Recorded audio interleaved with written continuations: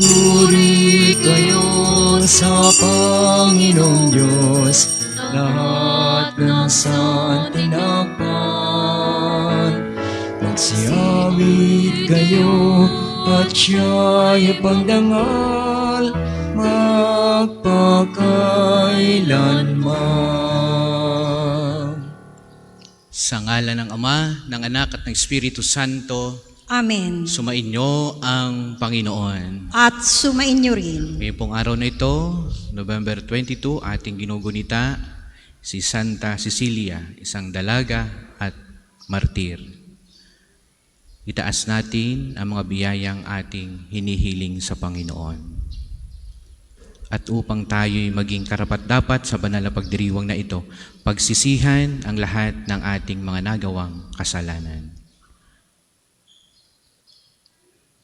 Inaamin ko Sa makapangyarihang Diyos at sa inyo mga kapatid, na lubha ako nagkasala sa isip, sa salita at sa gawa, at sa aking pagkukulang, kaya'y sinasamo ko sa mahal na Birheng Maria, sa lahat ng mga anghel at mga banal, at sa inyo mga kapatid, na ako'y ipanalangin sa Panginoong ating Diyos. Kaawaan tayo ng makapangyarihang Diyos, patawarin tayo sa ating mga kasalanan, at patnubayan tayo sa buhay na walang hanggan. Amen. Panginoon, kaawaan mo kami. Panginoon, kaawaan mo kami. Kristo, kaawaan mo kami. Kristo, kaawaan mo kami. Panginoon, kaawaan mo kami. Panginoon, kaawaan mo kami.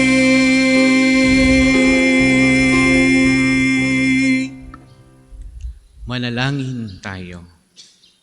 Ama naming makapangyarihan, gawin mong makapiling ka ng mga nagdarasal at pakundangan kay Santa Cecilia na aming katuwang, paunlakan mong dinggin ang aming mga kahilingan sa pamagitan ni Jesucristo kasama ng Espiritu Santo magpasawalang hanggan. Amen.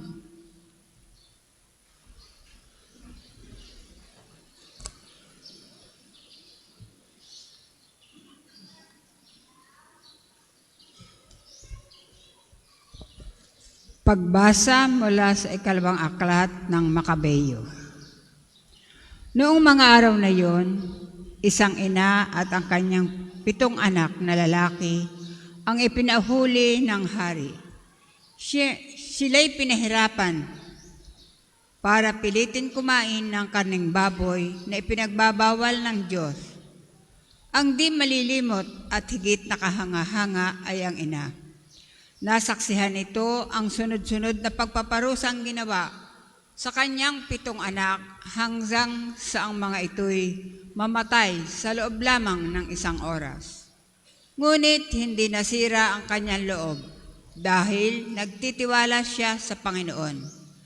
Malakas ang kanyang loob kahit siya'y babae, kasintapang ng isang lalaki. Sa wika ng kanyang mga ninuno, isa-isa niyang pinalakas ang loob ng kanyang mga anak. Ganito ang sabi niya, "Hindi ko alam kung paano kayo naging tao sa aking sinapupunan. Hindi ako ang naglagay ng iba't ibang sangkap ng inyong katawan at nagbigay sa inyo ng buhay. Ang lumikha ng buong santinakpan, ang siya ring lumikha ng tao at lahat ng bagay.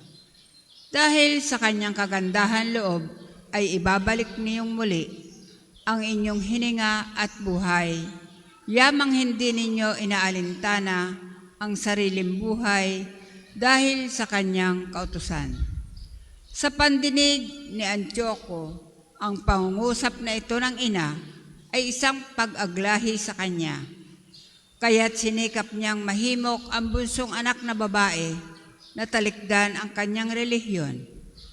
Ipinangako niya na payayamanin siya at patatanyagin, pagkakalooban pa ng mataas na tungkulin at ituturing na isang kaibigan ng hari.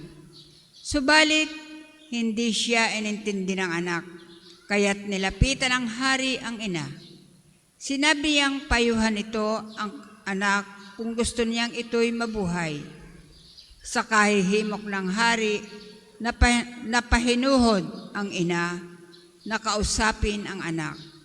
Bilang pag-uyam sa malupit na hari, dumikit siya sa kanyang anak at pabulong na kinausap ito sa sariling wika. Anak, mahabag ka sa iyong ina na 9 na buwang nagdala sa iyo sa kanyang sinapupunan. 3 taong kitang pinasuso, pinalaki kita, pinapag-aral at inuraga hanggang ngayon. Masdan mo ang kalangitan at ang daigdig at lahat ng bagay na naroon. Alam mong ang lahat ng iyan ay nilikha ng Diyos, tulad din naman ng sangkatauhan. Huwag kang matakot sa berdugong ito. Ipakita mong karapat-dapat ka sa iyong mga kapatid na nagdusa hanggang kamatayan, upang sa muling pagkabuhay ay makapiling kita kasama nila.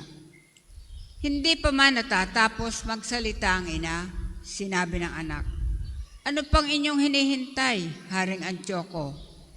Hindi ko susundin ang utos mo. Ang susundin ko'y ang mga utos na ibinigay ng Diyos sa pamamagitan ni Moises. Ikaw ang may kagagawa ng lahat ng pagpapahirap na ito sa mga Hudyo. Ngunit tandaan mo na hindi ka makakatakas sa parusa ng Diyos. Ang salita ng Diyos. Salamat sa Diyos. Salmong tugunan. Paggising ko poong sinta, sa piling mo'y magsasaya. Paggising ko poong sinta, sa piling mo'y magsasaya. Dinggin mo, Panginoon, ang tapat kong panawagan. Poon ako ay dinggin mo sa daing ko na tulungan. Pagkat ako'y taong tapat, di nandaya kailanman. Kaya ako'y sumasamong, dalangin ko ay pakinggan. Paggising ko poong sinta, sa piling mo'y magsasaya. Palagi kong sinusundan ang landas mong itinakda. Hindi ako lumilihis sa kanan man o kaliwa. Ang daing ko, Panginoon, ay lagi mong dinirinig. Kaya ako'y dumudulog at sa iyo'y humihibik. Paggising ko poong sinta, sa piling mo'y magsasaya. Kung paanong sa mata mo'y lubos ang iyong pag-iingat, ganon ako ingatan mo sa ilalim ng iyong pakpak. Yamang ako ay matuwid, ang mukha mo'y namamalas. Kapag ako ay nagising, sa piling mo'y magagalak. Paggising ko poong sinta, sa piling mo'y magsasaya. Magsitayo po ang lahat.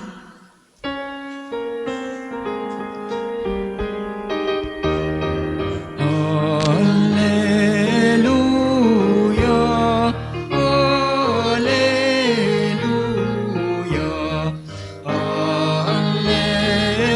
alleluia, alleluia.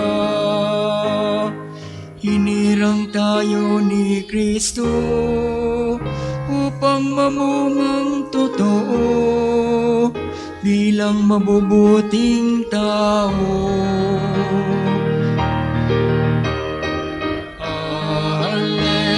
Alleluia, alleluia, alleluia, alleluia.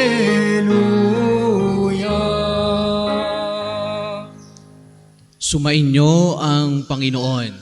At sumainyo rin. Ang mabuting balita ng Panginoon ayon kay San Lucas. Papuri sa iyo, Panginoon.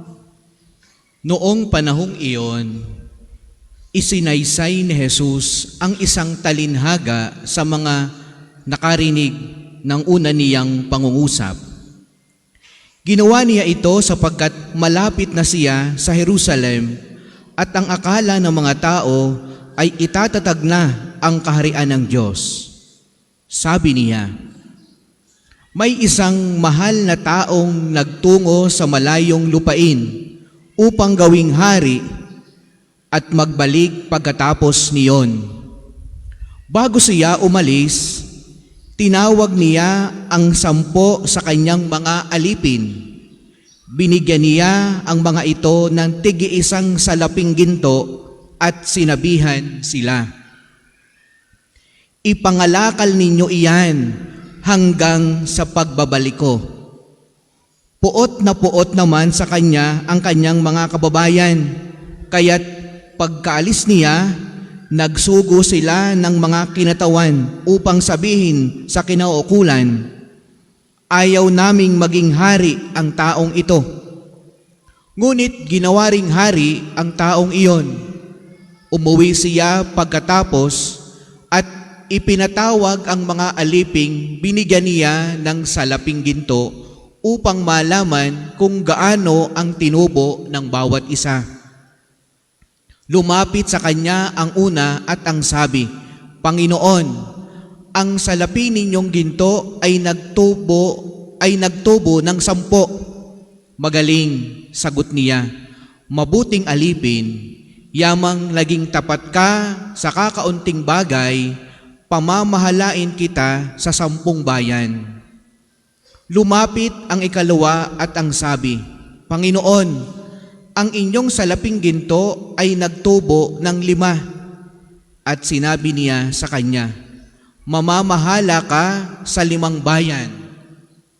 Lumapit ang isa pang alipin at nagsabi, Panginoon, heto po ang inyong salaping ginto.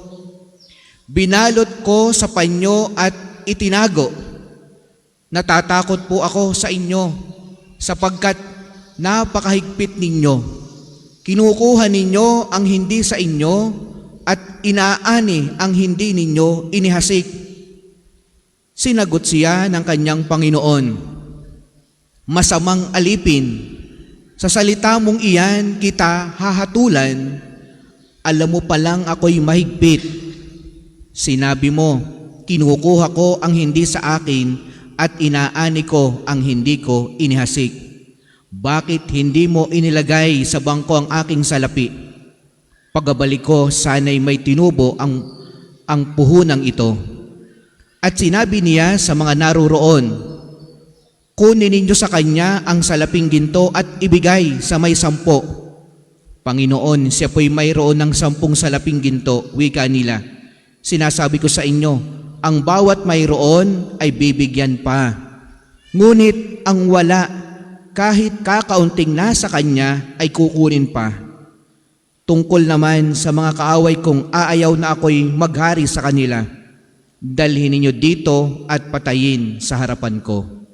Pagkasabi nito, nagpauna sa Jesus patungong Jerusalem.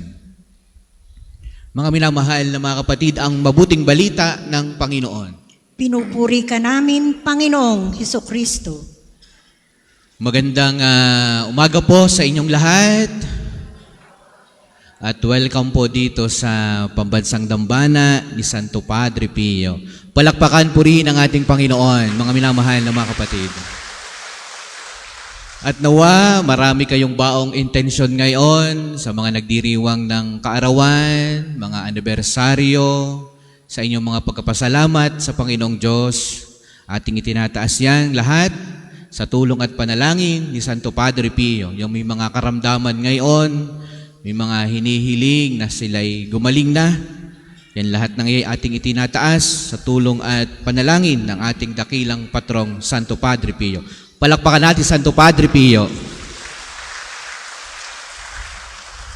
Mga minamahal na mga kapatid, bawat isa sa atin ay pinagkalooban ng Diyos. At kung tatanungin mo ang iyong sarili, ano kaya yung napakahalagang bagay na ibinigay sa akin ng Diyos, kung iyong titingnan kung iyong pagninilayan ng iyong sarili, ano kaya yung pinaiingatan sa akin ng Diyos, pinaaalagaan sa akin ng Diyos, at hinihiling pa niyang ito'y lumago at managana?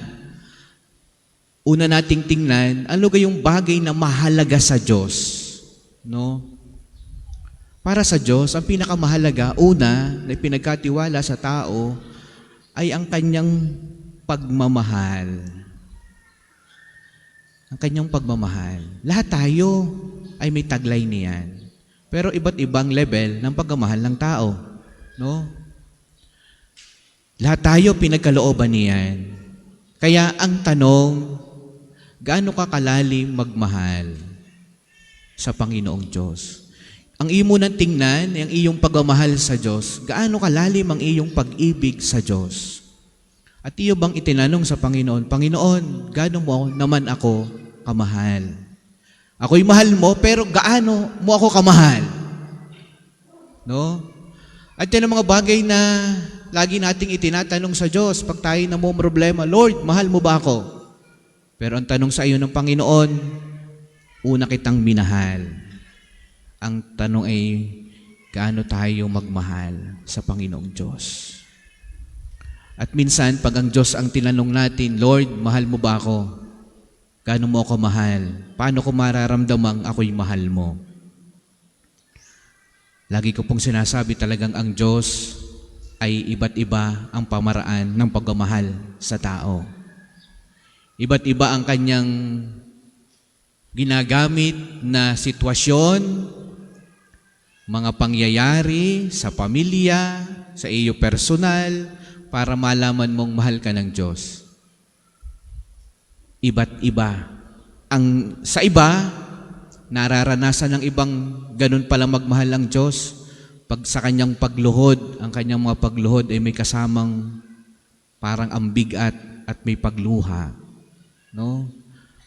May mga taong pag sumisimba, nung unay aayaw lumapit sa simbahan dahil parang hindi naman kailangan. Pero nung iparamdam ng Diyos na siya'y mahal, halos buong maghapon ay kulang sa kanya sa simbahan sapagkat napakalaki ng kanyang hinihiling sa Panginoon. Minsan, gusto niya'y tahimik na tahimik at yun ang kanyang paraan ng pakipag-usap sa Diyos. Sa aking karanasan, no, bilang batang pari, talagang kita ko sa maraming tao na ganyan ang Diyos. Iba't iba ang kanyang pamaraan para sabihin sa iyong mahal ka. Minsan, isang mahigpit na pagsubok na halos ay ikabagsak mo. Minsan, isang matinding karamdaman na halos ikaw ay lumuha na ng lumuha at halos ay napakabigat na para bang hindi mo kakayanin dahil ang lahat ay nauubos na ng iyong ipinundar. Minsan ganyan ang Diyos, sasabihin lang sa iyong anak, mahal kita. Ang lahat ng iyan ay kaligtasan mo.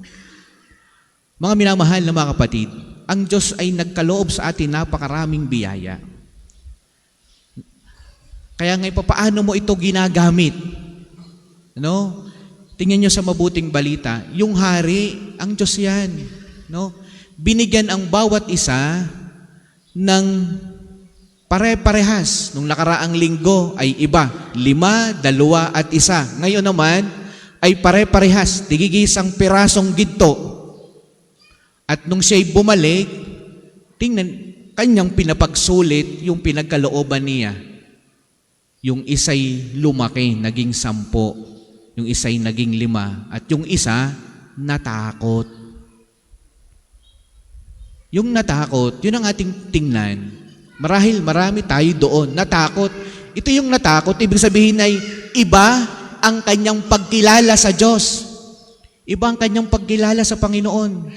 Hindi ganong kalalim ang kanyang hagip sa Diyos. At ang kanyang hagip sa Panginoon ay masama. Masamang alip, masamang Panginoon. naghahasik sa hindi naman niya tinamnan. Iba ang kanyang pangunawa sa Panginoong Diyos. Ibig sabihin, marahil ang tao ganon din, iba ang ating hagip sa Diyos. Yung dumadating sa ating problema, ang tingin natin ay parusa. Yung mga dumadating sa ating matinding pagsubok, ang tingin natin sa Diyos ay walang hustisya sa atin. No? Kaya ngayon, anong tingin mo sa Diyos? Paano mo siya kinikilala? No? Anong pagkakilala mo sa Panginoong Diyos?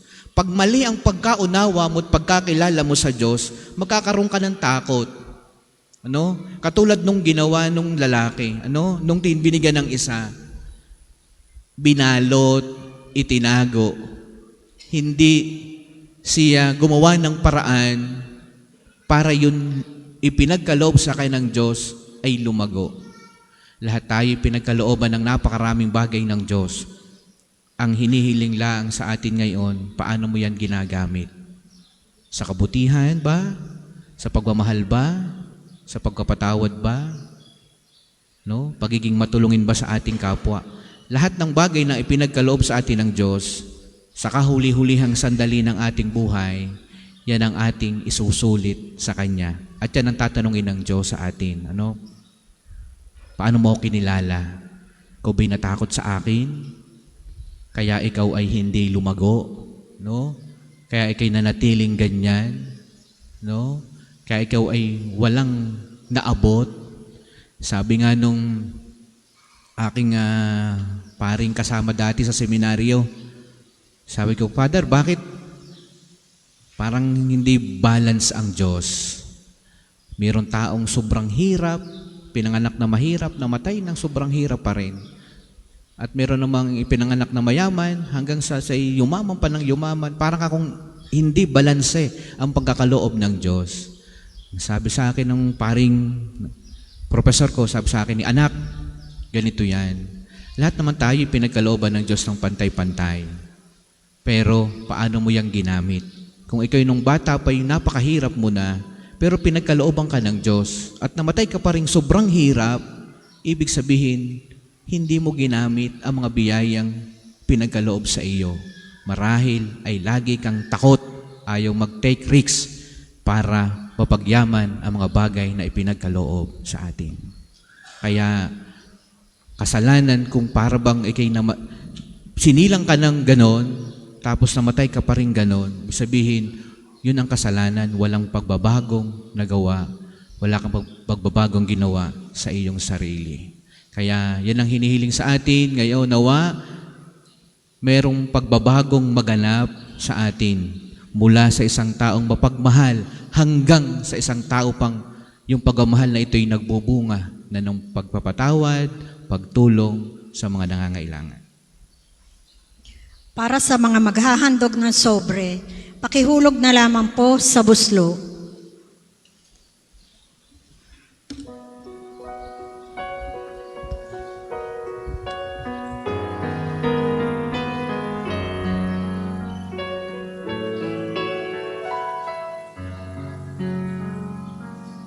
Kunin at tanggapin ang alay na ito,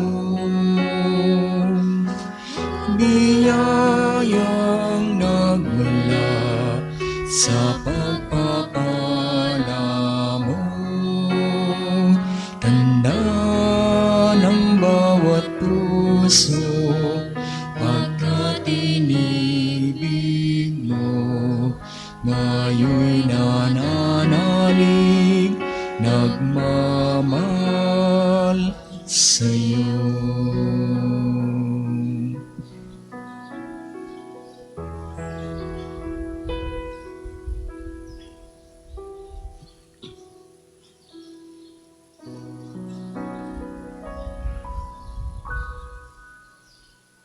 Magsitayo po ang lahat. Manalangin kayo mga kapatid upang itong ating paghahain ay kalugdan ng Diyos amang makapangyarihan. Tanggapin nawa ng Panginoon ito paghahain sa iyong mga kamay.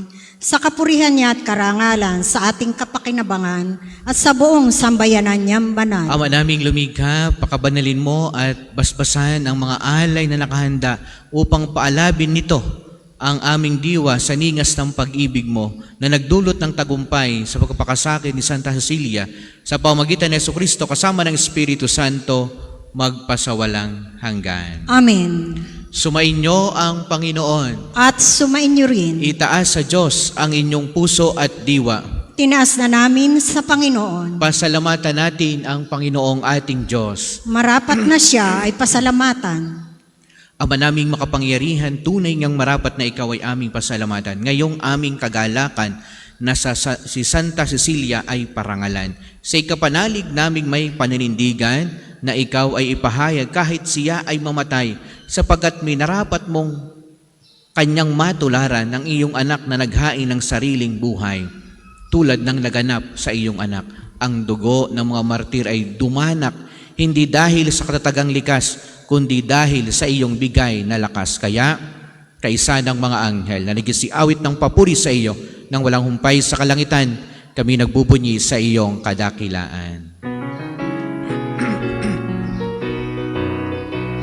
Banal ka pong may kapal, banal ang iyong pangalan, banal ang iyong kalinian.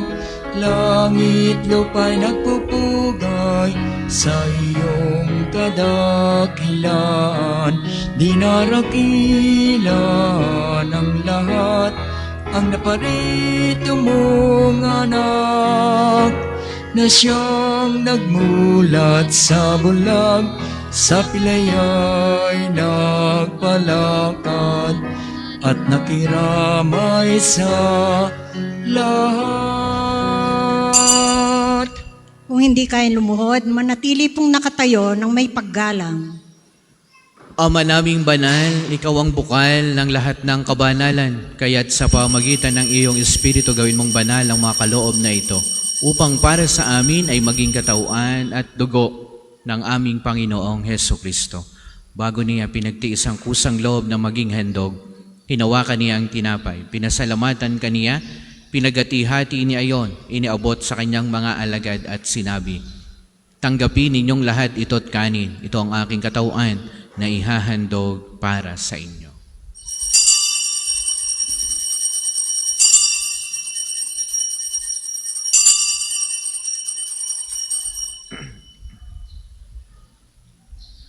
Gayon din naman, noong matapos ang hapunan, hinawakan niya ang kalis, muli kaniyang pinasalamatan. Iniabot niya ang kalis sa kanyang mga alagad at sinabi, "Tanggapin ninyong lahat ito't inumin. Ito ang kalis ng aking dugo, ng bago at walang hanggang tipan. Ang aking dugo na ibubuhos para sa inyo at para sa lahat sa ikapagpapatawad ng mga kasalanan. Gawin niyo ito sa pag-alaala sa akin."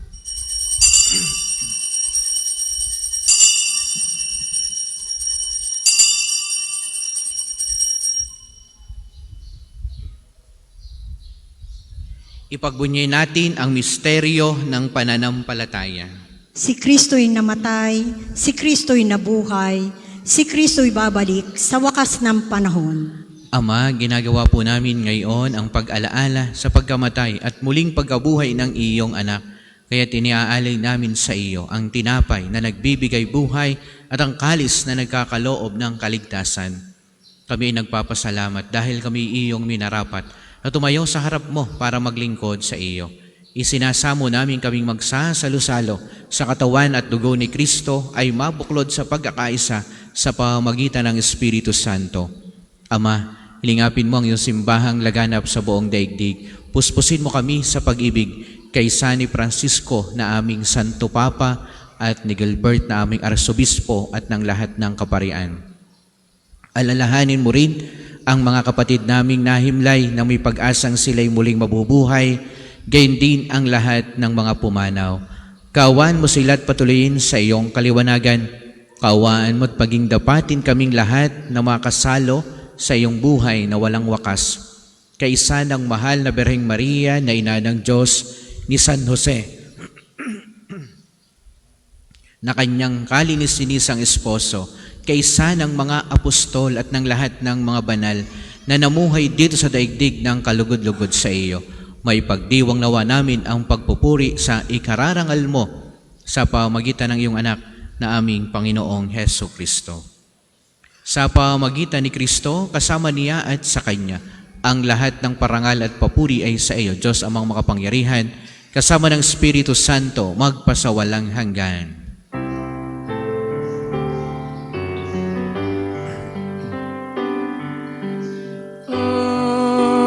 Amen, amen,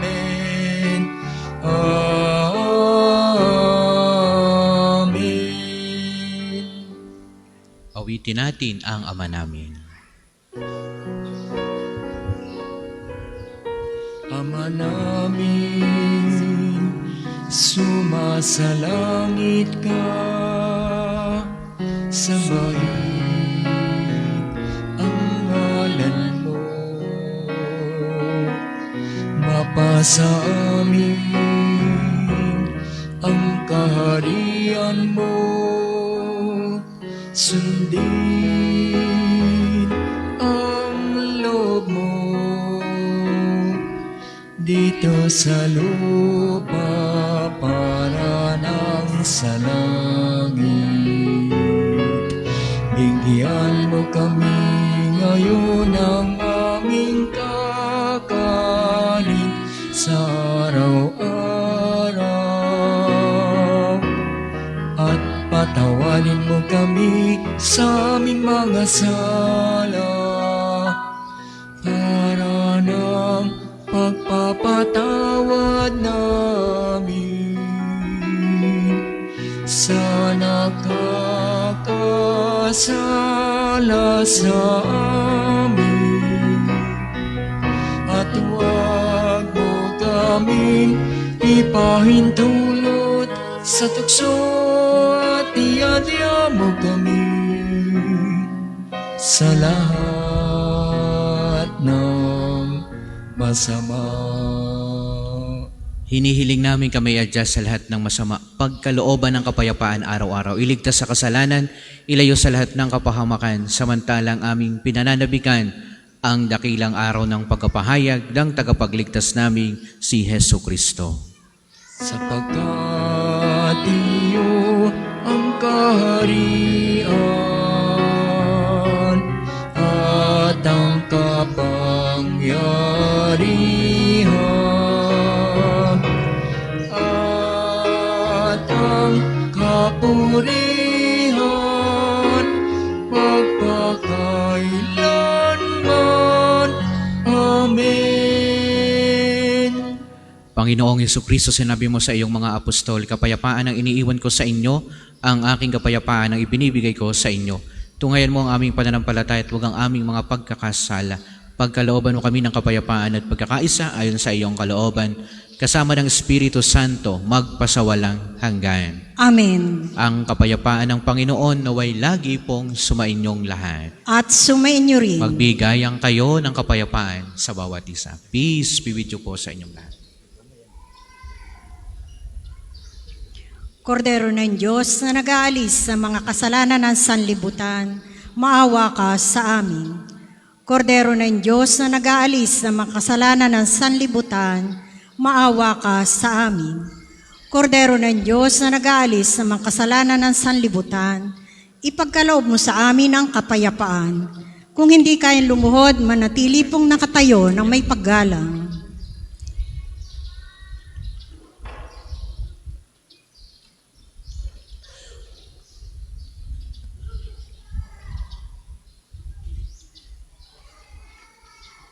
Ito ang kordero ng Diyos, ito ang nag-aalis ng kasalanan ng sanlibutan.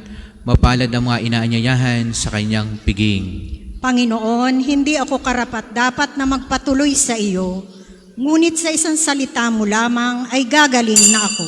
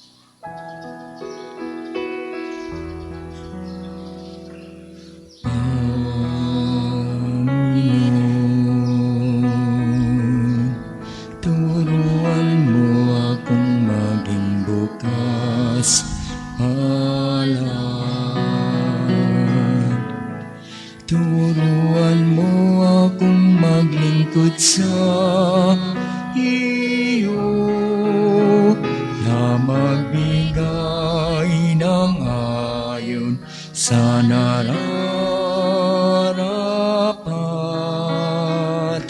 na walang hinihintay mula sa'yo, na makibakang di inalintana,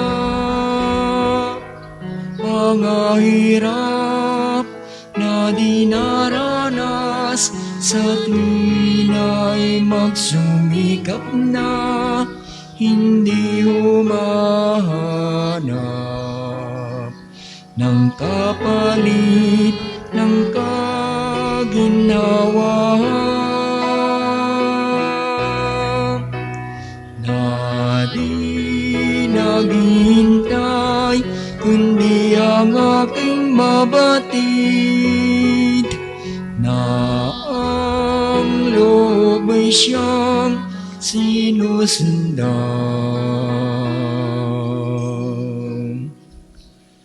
Panginoon, turuan mo akong maging bukas palad. Turuan mo akong maglingkod sa iyo, na magbigay ng ayon sa nararapat, na walang hinihintay mula sa'yo. Ang isasagawang second collection ay ginagamit sa patuloy na pagpapaunlad ng parokya at pambansang dambana ni Santo Padre Pio. Salamat po sa inyong handog.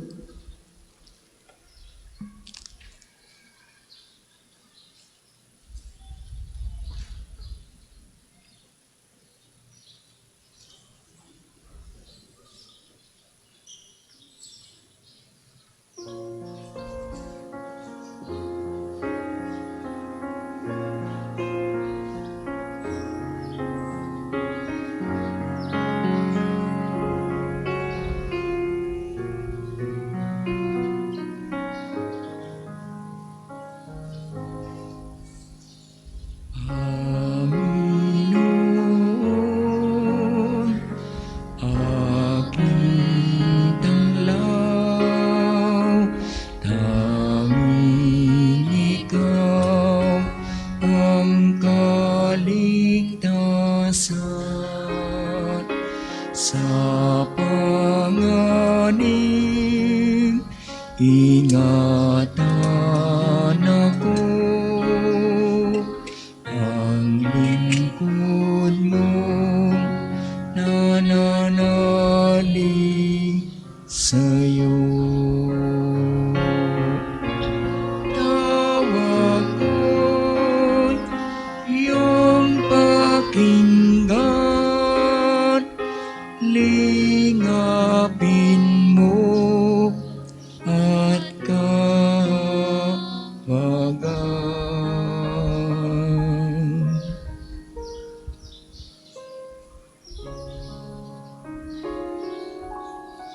Ang lahat po ay magsitayo. Manalangin tayo. Ama naming mapagmahal, ang tinanggap naming banal na pakikinabang ay makapagdulot nawa sa amin ng katatagan na nagkaloob ng katapatan sa paglilingkod at tagumpay sa pagitiis ng pagsubok sa iyong martir na si Santa Cecilia, sa pamamagitan ni Kristo kasama ng Espiritu Santo, magpasawalang hanggan. Amen. Panalangin ng pagtitiwala kay Santo Padre Pio. Tayo pong lahat, Padre Pio taga Pietrelcina, mongheng banal, pintakasin santo ng milenyong kasalukuyan, gabay namin sa pagtahak sa landasing makalangit, takbuhan sa pangangailangan, huwaran ng pagtitiis. Sa iyo namin inilalapit aming mga kagipitan, Sa iyo po'y binibilin kalusugan at kabuhayan.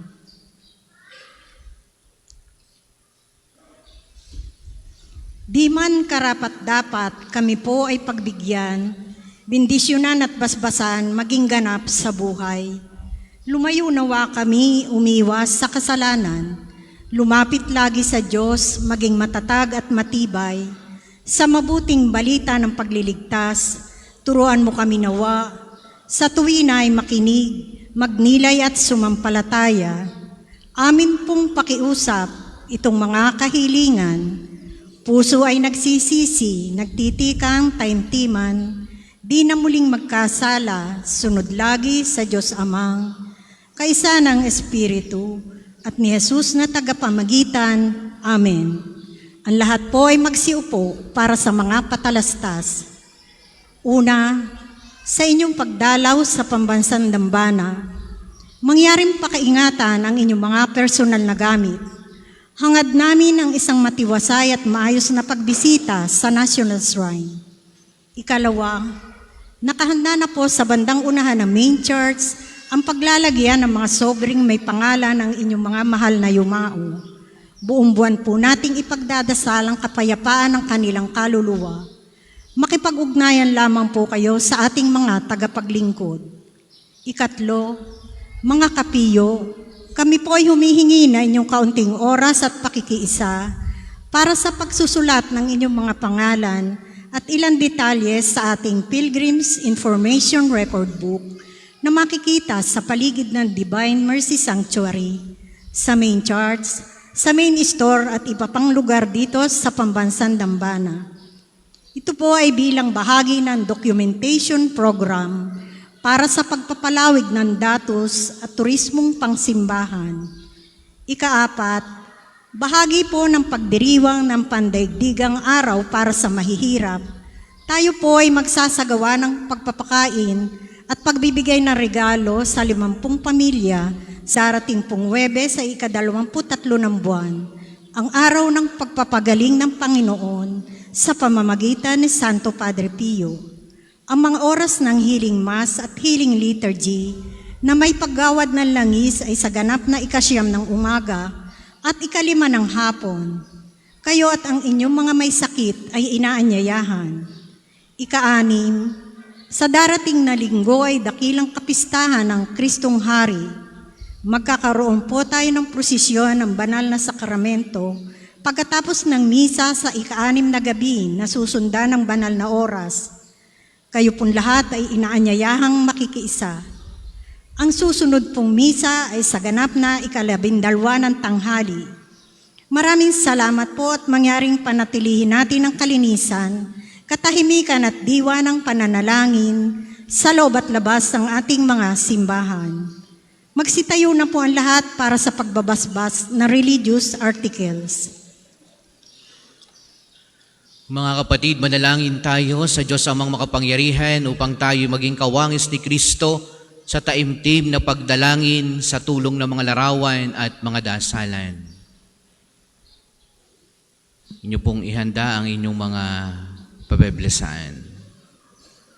O Panginoong Diyos, Ikaw ang bukal ng lahat ng pagkapala at biyaya. Ibuhos mo ang iyong bendisyon sa mga gamit na ito, sa pananalangin, mga rosaryo, mga imahin, mga dasalan na nagpapaalaala ng iyong kabutihan, kabanalan at pagmamahal sa amin, upang ang lahat ng dumulog at magdasal gamit ang mga ito ay magtamo ng iyong awa at biyaya. Loobin mong tularan nawa nila ang kabanal at aral ng Panginoon at ng mga santo magpasawalang hanggan. Amen. Ama namin, sumasalangit ka, sambahin ang ngalan mo, mapasa amin ang kaharian mo, sundin ang loob mo dito sa lupa para nang sa langit. Bigyan mo kami ngayon ng aming kakanin sa araw-araw at patawarin mo kami sa aming mga sala para nang pagpapatawad namin sa nagkakasala sa amin. At huwag mo kaming ipahintulot sa tukso at iadya mo kami sa lahat ng masama. Amen. Aba, Ginoong Maria, napupuno ka ng grasya, ang Panginoong Diyos ay sumasa iyo. Bukod kang pinagpala sa babaeng lahat, at pinagpala naman ang iyong anak na si Jesus. Santa Maria, Ina ng Diyos, ipanalangin mo kaming makasalanan, ngayon at kung kami mamamatay. Amen. Luwalhati sa Ama, sa Anak at sa Espiritu Santo, kapara noong una, ngayon at magpasawalang hanggan. Amen. Aba, Ginoong Maria, napupuno ka ng grasya, ang Panginoong Diyos ay sumasa iyo. Bukod kang pinagpala sa babaeng lahat, at pinagpala naman ang iyong anak na si Jesus. Santa Maria, Ina ng Diyos, ipanalangin mo kaming makasalanan, ngayon at kung kami mamamatay. Amen. Luwalhati sa Ama, sa Anak at sa Espiritu Santo, kapara noong una, ngayon at magpasawalang hanggan. Amen. Aba, Ginoong Maria, napupuno ka ng grasya, ang Panginoong Diyos ay sumasa iyo. Bukod kang pinagpala sa babaeng lahat, at pinagpala naman ang iyong anak na si Jesus. Santa Maria, Ina ng Diyos, ipanalangin mo kaming makasalanan, ngayon at kung kami mamamatay. Amen.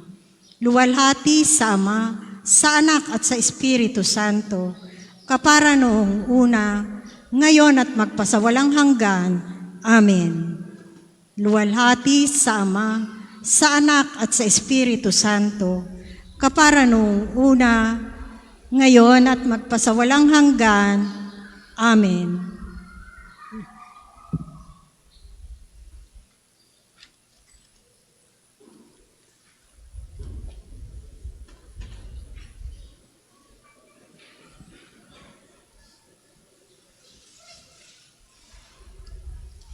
Sumainyo ang Panginoon At sumainyo rin. at pagpalaing kayong lahat ng makapangyarihang Diyos, ang Ama, ang Anak at ang Espiritu Santo. Amen. Ang banal na misa ay naialay na humayo kayo sa pag-ibig ni Kristo. Salamat sa Diyos.